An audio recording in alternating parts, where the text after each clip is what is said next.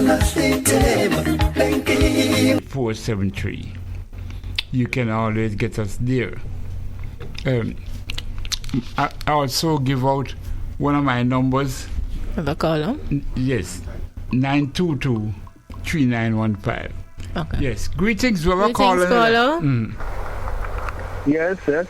Hi, good evening. Good evening. Am I live on this session? Yes, you are. Yes, you are. Okay, excellent. So yes, the program, it's like echoing my mind and the times that we're living in.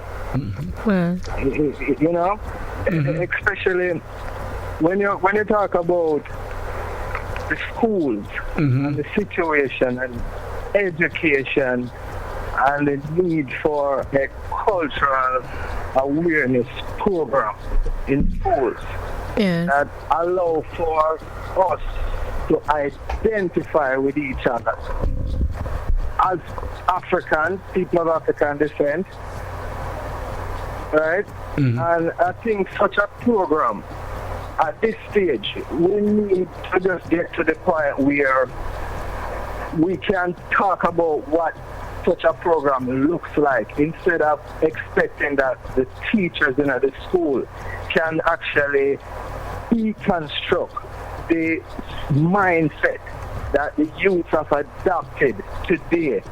It requires a special approach. And that approach, I do not see the teachers or the ministry of Jamaica right now just handling it. Because it really has to be specific. Because when you look at it, if everybody read out of the same book, we all come out with a similar idea. And so it is if we read out of many books. And that's what the universities do and allow people to go out in the world and create and develop and work together. So I'm saying, amongst our movement, we just need to agree on a certain basic tool. Just like you mentioned Walter Rodney's work, I think that's important, but there's so many other works that's important that we can agree upon on that basis. Yes. That's right. Tell us some of them other works, huh? Sorry? No, tell us some of the other works that, in your opinion, would be quite helpful in the schools. All right, thank you for that. It's what I said, big up to Big Stone. I just heard about that. And Big Stone, you see the works that Big Stone was doing and is doing. That is the kind of work that we also have to push, as well as pushing certain information in the schools, because they have to feed from somewhere, and the entertainers have to feed from somewhere. Yes. And while we inspired information in the schools, because they have to feed from somewhere, and the entertainers have to feed from somewhere. Yes. And while we're inspired by reggae music, that has drawn from the larger work of Pan-Africanism. So I think, along with Walter Rodney, I think Eric Williams backs that up with capitalism and slavery in a more shorter read.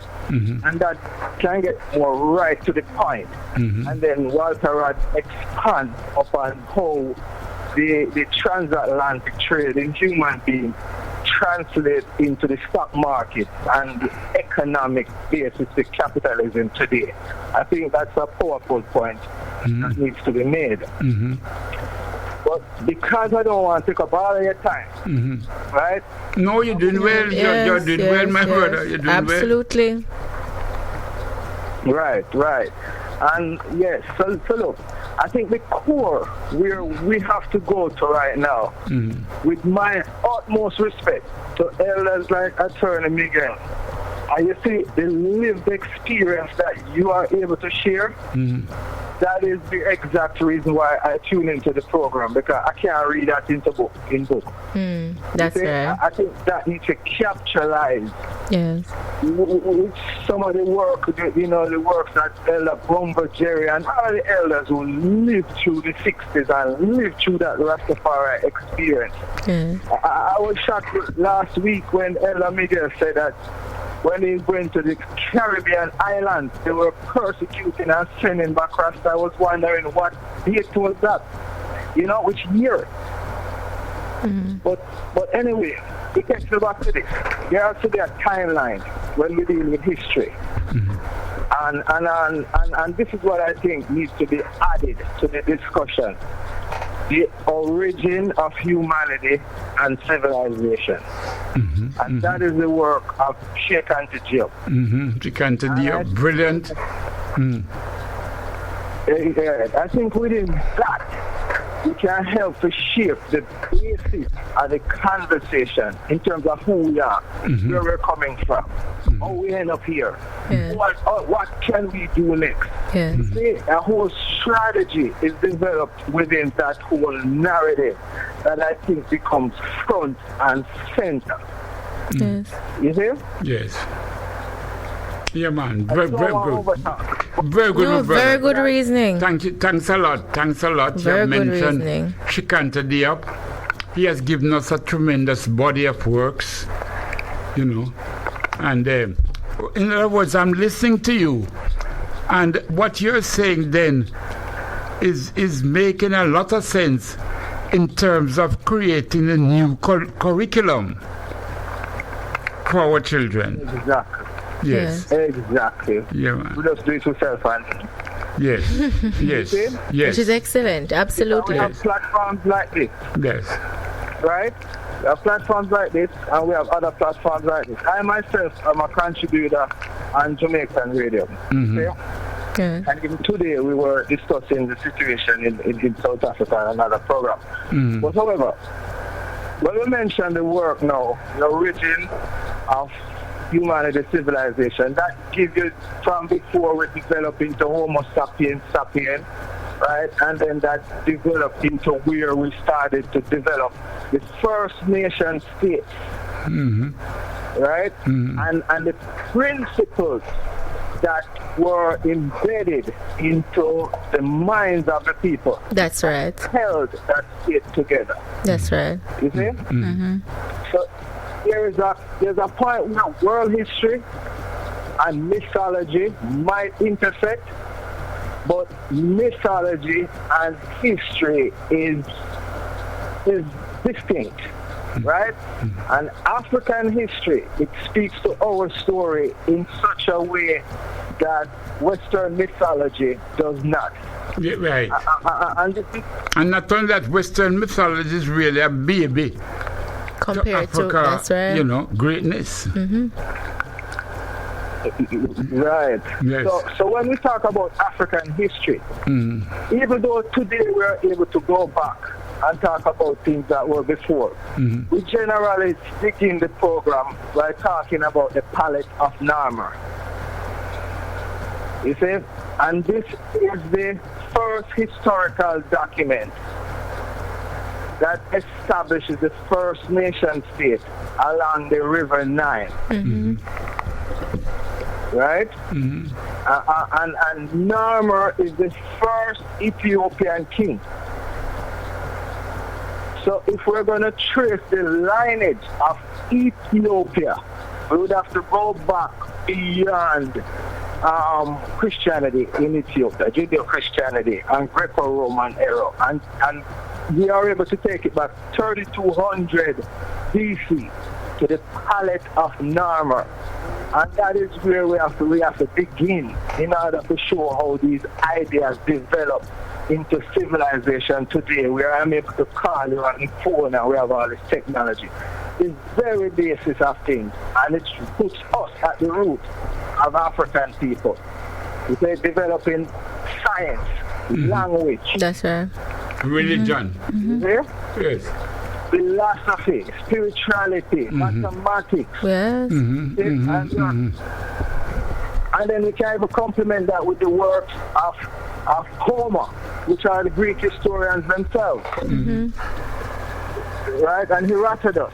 And at that time, the work to override African history was not yet implemented in the system. So they would talk it plain. So the wonderful and beautiful Ethiopians, they are the builders of architecture. They are the most upright people out of that literature. You see? But then, all of this goes to this. There's a larger work, and this is the strategy to introduce the teachers to this type of work. Yes, because yes. I have experienced that what they are imagining is that when we talk about African history, we are imposing a whole other religion. They have to go believe. I have experienced that what they are imagining is that when we talk about African history, we are imposing a whole other religion. They have to go believe in a this and believe in a that. No, this is world history. And how we present it, I think the most palatable form is to use the UNESCO General History of Africa, the abridged version of volume 1 to 8, and then the most recent volume 9, 10, and 11, which volume 10 deals with the diaspora and taps into pop culture in order to translate the message. So the General History of Africa has been out until 1974, and that is one of the great works that Cheik Anta Diop contributed to. And I might learn with this now, I end with this. So there was a huge conference in 1974 in Cairo. It's called the Cairo Symposium. And that is a very important work and document for us to explore. And this is where Cheik Anta Diop and Theophile Obenga, who is still alive, all right, from the Congo. And it would be great to get an interview with him. All right, but he speaks French, so you have to have a translator. So at this forum, they pose the question, basically, the peopling of ancient Egypt. Basically saying, were these black people who built the ancient pyramids, yes or no? And these two African scholars went up against 20 of the world's most prestigious scholars, supposedly on the subject of African history. And their position at the time, they were holding that the Nile Valley civilization was developed from migration out of Mesopotamia and from the steppes of Eurasia. And at this particular symposium, it was clearly established that ancient Egypt is a product of ancient Ethiopia. And this civilization was the very first and was the earliest and most powerful civilization in antiquity. And from this base, the modern civilization has developed further. So it is from that perspective I think we can begin to have a more historic and a more technical conversation about who we are as a people. And then built up on top of that now, we have the progressions and developments until we get to the 60s and until we get to here. But according to Cheik Anta Diop, in his own words, without establishing the origins of civilization and the foundations of humanity and studying the technical society of the Nile Valley, we are suspended in air. And here we still have the foundation, and that's quoted Cheik Anta.